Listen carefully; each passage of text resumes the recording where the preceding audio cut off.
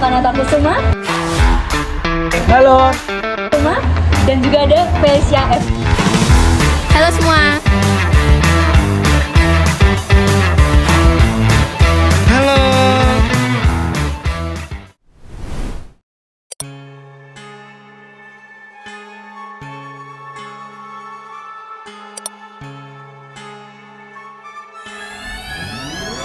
Halo semuanya, sobat ngalor ngidul. Bersama saya Marica Sajira di sini. Hari ini kita nggak bakal ngomongin tentang beasiswa, sekolah, atau pekerjaan-pekerjaan kita sehari-hari yang lain. Tapi kita malah bakal mundur jauh banget sampai ke abad ke-16. Jujur aku sendiri tuh sebenarnya kayak bener-bener melongot terus gitu waktu baca-baca materi buat episode ini, yang adalah episode pertama podcast ngalor ngidul tentang sejarah. Aku nggak nyangka banget kalau di timur sana ternyata tuh ada kerajaan yang pernah bikin VOC tuh ketar-ketir gitu loh teman-teman. Aku pikir masa sih? Terus biar nggak penasaran, aku udah undang 2 teman aku yang paham banget soal ini. Mereka ini salah satunya itu musisi dan salah satunya juga adalah karateka yang cinta banget gitu sama sejarah lokal dan adalah peneliti-peneliti muda tentang kebudayaan maritim Indonesia. Langsung saja kita panggil Abraham Akanata Kusuma dan Felicia Evelyn Subrat. Halo semuanya. Halo. Nah, di sini teman-teman adalah 2 tamu spesial kita hari ini. Ada Abraham Akanata Kusuma dan juga ada Felicia Evelyn Subrata. Oke, mungkin boleh kenalan dulu nih sebelum buat sama yang belum tahu nih kira-kira. Oke, halo. Nama aku Abraham Akanata Kusuma dan kalian bisa panggil aku AB. Hai semua, nama aku Felicia F. Subrata. Kalian bisa panggil aku Elin. Jadi gimana nih kemarin kaget gak? Waktu aku dadakan nih sebenarnya Begitu ngajakinnya. kamu hubungin aku, kita berdua tuh langsung riset kemarin. Jadi Wow. Erin sampai iya. berkunjung ke Makassar selama 1 bulan. Wow, sebulan 3 Iya. sampai 4 minggu. Kamu sampai spend waktu sebanyak itu di sana. Iya, betul. Dan kita berdua juga sangat excited untuk membahas materi. Oke, aku langsung mau tanya-tanya aja nih karena Oke. udah penasaran banget ya. Oke, mungkin aku pengen tanya ke Abe dulu nih. Kira-kira sebenarnya kerajaan Goa Talo tuh letaknya di mana sih posisinya dan kenapa mereka tuh bisa jadi kerajaan yang disegani banget sama VOC sampai mereka takut gitu?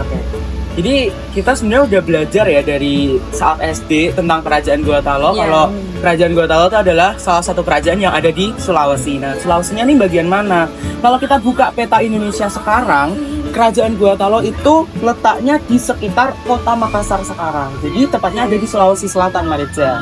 Nah, tepat dari lokasi kerajaan ini adalah di pesisir barat Sulawesi Selatan. Berarti di deket pantai ya? Iya, posisinya? betul sekali. Kenapa mereka disegani? Karena lokasinya ini super duper strategis. Tadi kamu bilang Karena deket pantai gitu ya. Jadi mereka ini seperti menguasai dari Selat Makassar. Nah, pada saat itu Selat Makassar adalah jalur perdagangan yang tersibuk di Indonesia bagian timur. Di masa itu ya waktu Iya, itu. jadi semua kapal yang mau ke daerah Maluku, nah daerah Malukunya adalah daerah rempah-rempah, jadi harus lewat Selat Makassar ini. Yang Jadi adalah melewati Goa Talo. Betul. Oke. Jadi Mirip pintu tol gitu lah. Pintu ya, tol kita berdua ya. menamakan Oh. itu sebagai jalur tol perdagangan di Indonesia bagian timur. Oke, ya itu kayaknya nama yang cocok ya buat menggambarkan Goa Talo ini. Karena ya. setiap kapal yang lewat harus membayar pajak, Marica. Berarti dia dapat keuntungan juga dari situ dong pastinya harusnya. Tapi sebenarnya yang bikin kerajaan ini jadi besar itu karena kerajaan ini bersatu. 2 kerajaan ini bersatu. Jadi awalnya tuh dia pisah-pisah Goa Talo gitu Goa ya. dan Talo. Oke. Tapi kerajaan ini bersatu. Jadi kerajaan Goa itu adalah kerajaan agraris dan kerajaan Talo ini adalah kerajaan maritim. Maritim. Oke. Ya, jadi mereka bekerja sama dan hasilnya kerajaan Power nih ini mereka. betul, dia mempunyai beras dan kapal yang lumayan sukses. Iya benar. Jikala itu Iya. ternyata masyarakat Indonesia udah ada di titik itu ya. Mereka Jadi udah sampai maju gitu. VOC itu sampai kewalahan nih, takut sama kerajaan ini. Antara butuh tapi aduh nggak enak juga nih sama nih orang gitu ya. Dan juga kerajaan Goa ini punya kebijakan pelabuhan bebas. Jadi semua etnis tuh boleh berdagang tanpa adanya diskriminasi pada saat itu. Jadi Makassar ini jadi kota yang paling kosmopolitan di Asia Tenggara pada abad ke-17. Wow. Iya. Tapi ini sih, tapi kan tadi dibilang kalau ini harus setiap kapal yang lewat harus bayar pajak kan. Terus kenapa mereka kayak mau gitu datang ke Makassar kalau gitu? Nggak tahu ya, karena mungkin kerajaan gua nih Bener-bener sangat mereka berharga butuh banget karena ya, ini butuh rempah-rempahnya. banget ya. Bahkan kayak VOC aja sampai heran nih, ada kerajaan Inggris, Denmark, Portugis itu. Oh ya rame-rame pada datang ke Gorontalo walaupun semua ya. udah dipungut pajak, udah dilarang, tapi tetap mereka rela membayar pajak Itu semua demi dapat ini untuk tadi. dapat rempah-rempah itu. Meskipun aku denger katanya kalau untuk berdagang mereka bebas pungutan. Kalau cuman buat berdagang itu bener nggak sih? Kira-kira kayak mereka tuh semua orang tuh bebas berdagang di sana gitu. Benar. Tapi Jadi yang rame banget pasti di sana. dipungut pajak hanya ketika kapal melewati untuk Oh. kan tadi aku bilang kayak pintu jalan tol. Oh iya benar. Bayar tarif tol gitu Iya, ya. betul, Benar. betul. Oke paham. Oke. Terus aku pengen tanya juga nih ke Elin. Nah, kan kita ada salah satu raja gua yang terkenal banget nih. Kita julukannya ayam jantan dari timur nih. Nah, ini kayaknya kalau didengerin itu dia salah satu yang paling legend gak sih kira-kira? Terus kalau menurut Kailin sendiri, siapa yang paling ditakutin sama VOC? Dan menurut Kailin, julukan ayam jantan dari timur tuh kayak pujian atau ngejek sih sebenarnya? Jadi menurutku dan menurut bukti yang ada ya, yang paling legendaris itu jelas Sultan Hasanuddin yang merupakan raja ke-16 Goa yang memerintah 1659 sampai 1669 yang dikenal karena membuat VOC kewalahan dalam Perang Makassar, dan Perang Makassar itu terjadi pada tahun 1666 sampai 1669. Berarti 3 tahun ya Iya. kejadiannya.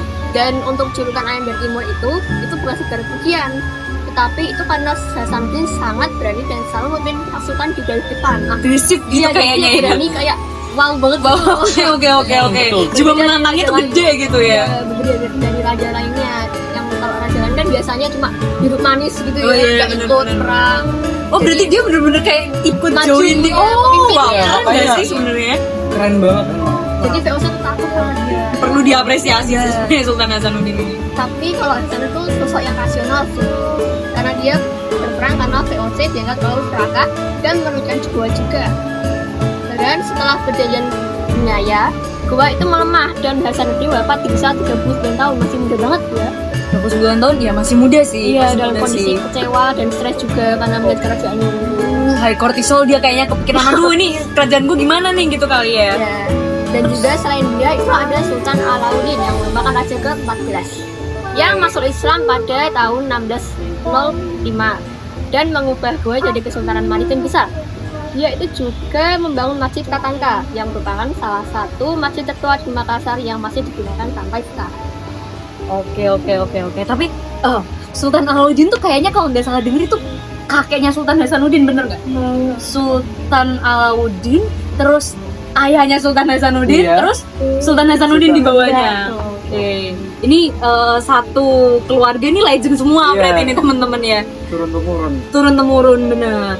Terus Masjid Tatanka kemarin kalian sempat mengunjungi nggak ini selama 1 bulan hampir di Makassar? Sempet Sempet Sempet. wow. Masa 1 bulan. Kita sempet Iya. foto juga loh. Oh, semua foto di sana juga. Wow. Oke, penasaran sih. Sayang sekali belum bisa langsung berkunjung ke sana ya. Iya. Kapan-kapan. Mungkin Oke. kapan-kapan kita bisa mengundang Marica. Oke, boleh banget. Ke sana. Aku tunggu nih ya Iya. undangannya. Kita liburan bareng sekaligus Oke. belajar bareng. Nah, ini kegiatan pembelajaran yang positif, guys. Bisa Betul. dilakukan untuk mengisi liburan kalian. Nah, oke. Terus kalau untuk sebenarnya aku penasaran sih. Gorontalo itu kan awalnya 2 kerajaan jadi 1. Terus dia kayak sistem pemerintahnya tuh gimana gitu. Terus aku denger juga katanya ada dewan yang kayak mereka tuh bisa ngadilin rajanya gitu loh. Walaupun itu rajanya sendiri gitu.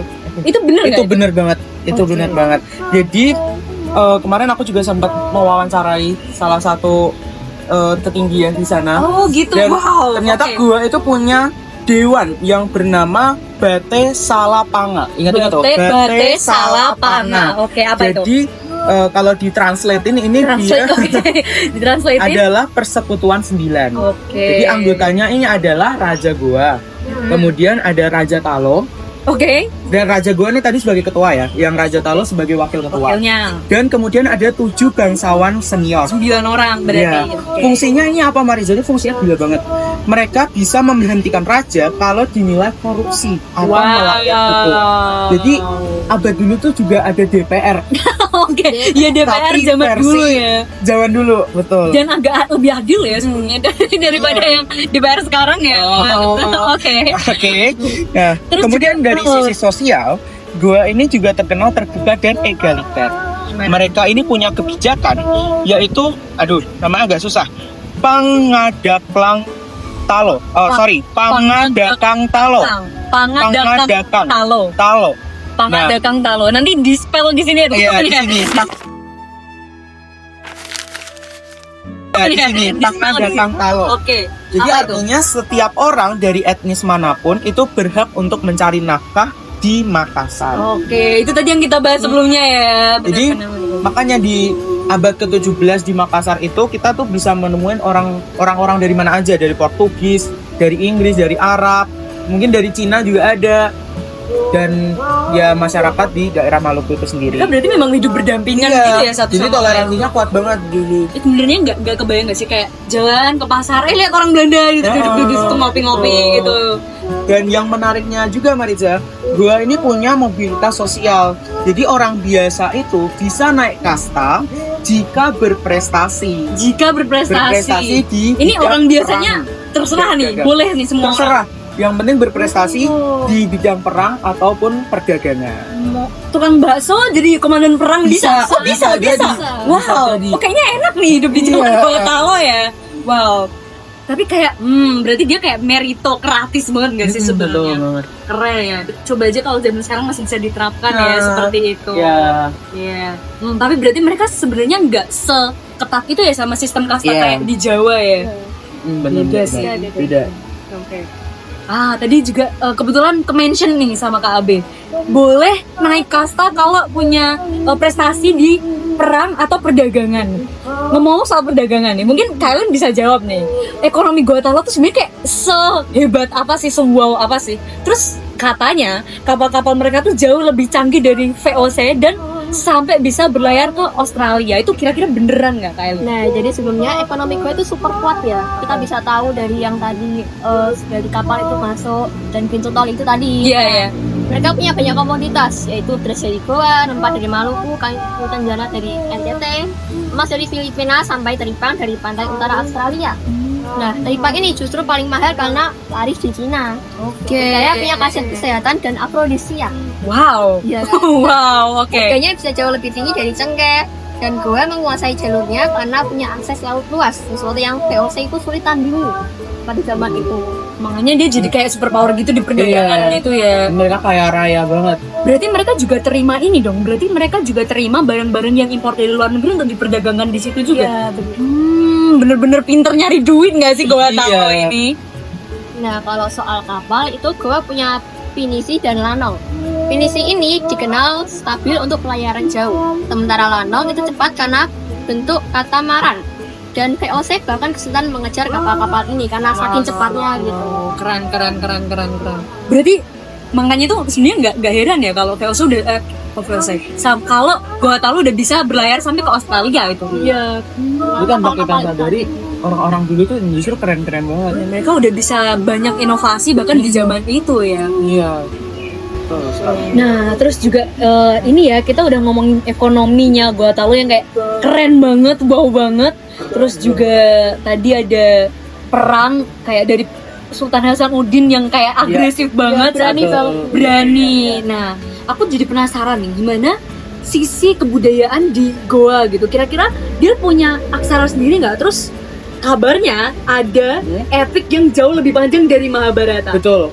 Ada dong War. Ada. Jadi nggak kalah sama kerajaan-kerajaan di Jawa. Oke. Nah, jadi kerajaan Goa ini punya yang namanya aksara Lontarak. Lontarak. Nah, aksara Lontarak ini adalah aksara khas Makassar yang mirip dengan aksara Bugis. Dan mereka ini juga punya tradisi tulis. Nah, tradisi tulis ini seperti menulis kitab sejarah atau biasa orang sana sebutnya Lontarak Paturioloang. Lontarak Paturioloang. Paturioloang. Oke, Iya, di nanti spell ya, akan- di spell ya. Iya, betul. Lontarak Iya, betul. Lontara Paturiyono. Iya. Oke. Kemudian selain kitab sejarah juga mereka menulis kitab hukum dan kitab sastra. Nah, kemudian yang seperti kamu udah notice tadi ada epik terpanjang itu adalah Ila Galigo. Ila Galigo. Iya, jadi Itu apa itu sebenarnya? itu adalah epik di mana dia ditulisnya lebih dari 300.000 bait. Wow. Gila, Itu melebihin banget. panjang itu banget lebih itu panjang dari melebihin skripsi. Iya, Betul betul. gak sih? Ini Wow. lebih panjang dari Mahabharata seperti yang kamu sudah bilang tadi. Dan ajaibnya UNESCO tuh sudah mengakui sebagai warisan memori dunia. Oke, ternyata dari Indonesia ya ada yang lebih Iya, panjang keren dari banget. Mahabharata gitu. Iya, tapi Mahabharata kan India, berarti dia terpanjang sedunia. dunia. Wow. Kenapa kok bisa ya? Maksudnya di zaman itu orang-orang udah punya kesadaran untuk nulis sebanyak itu sudah ya. punya pemikiran yang wow luar biasa. Bener. Oke. Tapi terus sekarang posisinya si Ila Galigo bener ya? Ila Galigo ini tadi masih di Indonesia atau udah dibawa kabur ke negara lain nih? Jadi hanya 1/1000 dari epik Ila Galigo itu yang sudah diterjemahkan. Jadi sisanya masih berupa naskah Lontarak yang disimpan di museum di Makassar dan di Leiden, Belanda. Oh. Jadi ada yang disimpan di Makassar dan juga ada yang disimpan di Belanda. Karena dirampas ya. Oh dirampas Oh, iya. Belanda. Dirampas VOC. Dirampas VOC ya. VOC emang sukanya gitu Iya. sih ya. Eh, Nah, kita harusnya bisa nih memperjuangkan kembali. Bisa dong kita nanti kan peneliti-peneliti muda nih ini Oke, pecinta maritim kebudayaan Indonesia. Nanti saatnya tugas kita bawa balik Indonesia ini. kita Padahal bisa iya pokoknya. ini harta karun bangsa teman-teman. Terpanjang sedunia ya Iya. berarti ya 300.000 bait. Oke. Kemudian selain sastra juga ada seni pertunjukan. Seni pertunjukannya ini berupa tari padupa, yaitu tari untuk penyambutan tamu ya, kayak tari gambyong ya kalau di Gambyong sini. di Jawa ya. Oke. Dan sekarang masih dilestarikan. Hmm. Dan budaya gue itu tidak hanya perang dan kapal, tapi juga seni dan sastra yang luar biasa. Dia lengkap ya dari ekonomi, dari pertahanan Iya. sampai budaya-budaya sastranya juga mereka lengkap Betul. semua. Nih kapan lagi nih bisa ketemu kerajaan yang kayak gini nih kira-kira ya? Nah, Iya dong. Jadi aku juga pengen tanya-tanya langsung nih sama yang udah langsung datang ke Makassar dan mereka sampai menetap hampir sebulan nih teman-teman buat nge-research semua ini demi podcast ini doang nih. Iya. Oke, Betul aku sekali. pengen tanya nih ke Kailin, kira-kira kalau kita ke Makassar sekarang, kira-kira peninggalan kerajaan Gua Tawa apa aja sih yang masih kita bisa lihat gitu dan kira-kira ada nggak yang masih disakralin gitu? Oh, jadi ada banyak Marisa. Ada banyak. Iya, Oke. betul. Kalau misalnya kita ke Makassar itu ada beberapa peninggalan penting yang kita wajib datangi. Wajib kunjungi banyak. Iya. Mungkin bisa kasih top 3 deh gitu. Kalau menurut aku sih top 1-nya itu Fort Notre Dame ya. Benteng bukan itu? Ya, benteng ikonik Benteng. banget itu. Iya. di Oke. lantai. Yang merupakan awalnya tuh milik gua, yang merupakan benteng ujung pandang. Tapi kenapa terus dia namanya Rotterdam? Fort Rotterdam kenapa? Oh, itu karena direbut VOC. Jadi Direbut namanya VOC? seperti, iya. Oh, dari ujung pandang jadi Jadi Fort Rotterdam. Emang VOC sukanya gitu ya, nyolong-nyolong Iya. gitu ya. Oke, terus sekarang Fort Rotterdam ngapain tuh? Dia di situ jadi apa? Jadi itu jadi museum yang menyimpan naskah Lontara yang tadi itu ya. Oh. Kita tadi udah ngomongin. Oke. Ya, naskah Lontara, senjata dan diorama perang Makassar. Oke, kita berarti kalian juga berkunjung ke sana waktu itu? Iya, betul. Coba tebak harga Bisa. tiketnya, Mas. 50.000. Wah, mahal banget. Kemahalan 10.000. 10.000. Iya. Kita ke situ tiap hari. Besok ya, undang Langsung aku kita ya. pesan tiket. 10.000 nah. Gas kita ke sana. Oke. Seminggu cuma habis 70.000. 70.000. Wow. Iya benar. Pantas kalian betah ya sebulan di Iya. sana. Oke, terus apa lagi nih? Kira-kira top 1, top 2 berarti? Top 2 itu ada makam Sultan Hasanuddin di Sungguh Minasa. Suminasa. Oke. Dia ngefans nih kayaknya sama Sultan Hasanuddin ya teman-teman. Kayak Itu gimana? hebat banget. Iya, benar. Jadi kalau makam ini tuh masih sangat dihormati dan sering disiarahi, terutama saat Islam ya, dengan tradisi doa dan tamu bunga. Yang ketiga itu ada Masjid Katangka dan Yang tadi dimention itu ya? Iya, itu dibangun pada tahun 1605 oleh Sultan Alauddin. Ya, masjid ini itu masih sangat aktif dan dipakai sampai sekarang dan juga dikenal dengan arsitektur atap rumah tiga serta sumur tua yang tidak pernah kering. Kan hebat ya. Wow. Masih ada mystical-mysticalnya juga ya.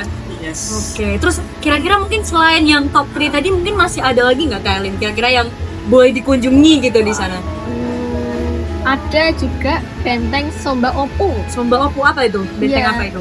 Itu tuh kayak cuma tinggal puing akibat Oh, yang puing-puing. terpaksa. Iya. VOC lagi teman-teman ya. Oke. Dan juga ada batu Tumanurung yang dipercaya sebagai tempat asal raja pertama Goa dan masih dianggap keramat oleh masyarakat. Aku kayaknya pernah denger nih yang apa batu Tumanurung. Kayaknya tuh ceritanya lucu gitu. Iya. Kayaknya ini kayak mistis yang lucu gitu. Katanya bener nggak? Aku nanya ya. Ini. Katanya tuh ada kayak sosok yang terlihat kayak turun dari langit. Terus dia duduk di situ. Betul, Terus ya, dari tempat pantatnya duduk itu keluar Iya. keluar air Iya, gitu. Kok tahu sejuta itu ya? Wah, kayaknya Kamu udah ngeriset duluan ya? Ini kayaknya soalnya kayak unik gitu loh. Iya. Wah, Kita cuma jadi- datang deh. jangan Itu gitu tuh jadi dong. cerita legendaris banget di sana. Dan mereka masih percaya nih sampai sekarang. Mungkin masih, Beberapa buktinya masih diceritakan ke kita berdua. Oh iya bener ya. Wow, keramat juga berarti. Kalian ikut duduk di situ nggak waktu kemarin? Oh basah ya, nggak bisa ya. lupa.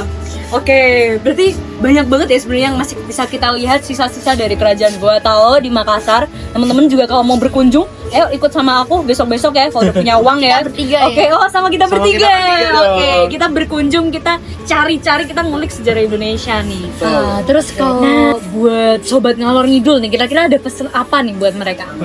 Jadi kalau misal tadi kita belajar Goa Talo bisa menaklukkan VOC yang ditakuti oleh semua kerajaan-kerajaan di Indonesia, dan makanya sobat ngalor ngidul harus bisa bikin perubahan besar untuk dunia ini lewat pengetahuan dan keberanian dari sobat ngalor ngidul sendiri. Oke, berarti kita juga harus begitu juga kita harus berani ngelawan hoax ya teman-teman. Jangan sampai ditipu sama yang kelihatannya kayak temen gitu tadi ya. Ternyata dihianati sama sekutu sendiri. Berani ngelawan korupsi gitu. Juga kita bangga nih sama produk-produk lokal. Bangga juga kita harus melestarikan sejarah bangsa sendiri, karena tanpa kita sadari sebenarnya bangsa Indonesia itu keren banget. Dari zaman dulu peradabannya itu sudah jauh lebih maju daripada peradaban-peradaban lain. Kalau kita gak bangga buat nulis sejarah kita sendiri, maka orang lain bakal menulisnya dengan sudut pandang mereka. Of course kita nggak mau ya sejarah kita diambil sama orang lain. Jadi aku mau ngajarin satu jargon Oke. di jas merah. Jangan sekali-kali melupakan sejarah. Oh iya. Oke, kita praktekin bareng-bareng ya. Boleh. Oke. Gimana tadi? Jas merah? Ya. Oke. Jas merah, jangan sekali-kali melupakan sejarah. Oke. Jadi- Ulang sekali lagi. Ulang ya, ulang. Oke. Marisa dia boleh yang mimpin? Oke, boleh. Jas merah ya? Iya. Oke. Jas merah. Jangan sekali-kali melupakan sejarah. Jadi Keren. juga bisa bahan belajar buat sobat ngalor ngidul. Jangan sekali-kali untuk melupakan sejarah, karena ternyata banyak pesan moral yang bisa kita ambil dari setiap kisah-kisah sejarah yang ada di Indonesia. Benar. Ingat ya, sejarah itu bukan cuma masa lalu teman-teman, tapi Betul. sejarah itu peta buat masa depan. Karena kita navigatornya, jadi kita nggak boleh lupa sama sejarah. Betul Oke, thank you very much buat Kak Abe dan Kak Eli. Sama-sama, Makasih, senang hati. bener. Jangan lupa ajak ke Makassar ya. Oke, Next siap. time, oke, ditunggu Nanti kita waktunya. calling-calling ya. Oke, calling ditunggu nih callnya ya. Oke, kalau gitu kita akhiri dulu sesi podcast tentang sejarah di podcast Ngalor Ngidul hari ini. Thank you very much dan sampai jumpa. Dadah.